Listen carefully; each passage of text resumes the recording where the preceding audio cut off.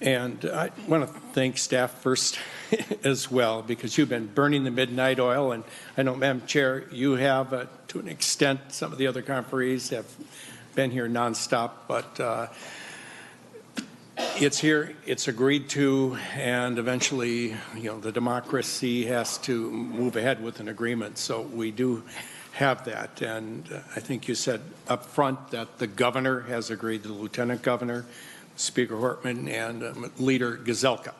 And it's an improved bill than what you had before, with the significant record investment. And I applaud that for the formula 2 and 2. The special ed cross-subsidy freeze, again, a high priority. More needs to be done. Obviously, the Duluth and other situation needs to be addressed, and I assume there'll be further attention on that. The voluntary pre-K 4, so important as well. The Safe School Act, these were very important priorities, and so I embrace those.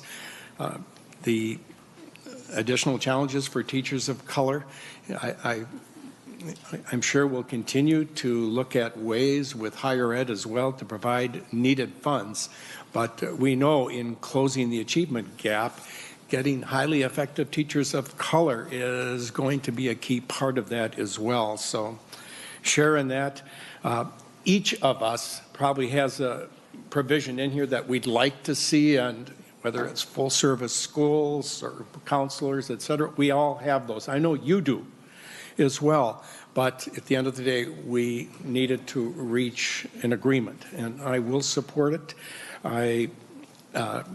Again, this is a record investment of over $20 billion for the biennium, for a $48 billion overall budget, and so we're reflecting the values, the high value that we have for the students as our future. And I applaud all the various stakeholders and the general public that have been involved. Hopefully the process can be more transparent in the future.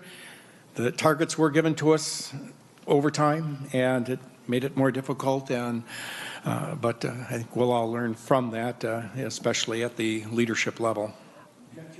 Senator Wiger. Add to, obviously, Dana Elling, works with our caucus, and but we appreciate that we were invited into your meetings. Maybe not every strategy meeting, I assume, but for you were invited to all the ones you came to, and we're so glad. With at least a minute notice, yeah. But Mr. Cook and Greg Marcus, appreciate that, and and Jillian, welcome in your first session as well, and so I wanted to extend that gratitude, and then just also one disappointment I had, but I think there'll be a way to address it, is that there were a number of work groups that were identified in the legislation, whether it's on education finance reform that I think the governor had put out, some transportation work groups, task forces. We can still get into the OLA recommendations on early childhood assessment, and I know you're aware of it. It's not reflected, I believe, in the bill, but there are still things in the interim that we can be working on in a collaborative way. So thank you again.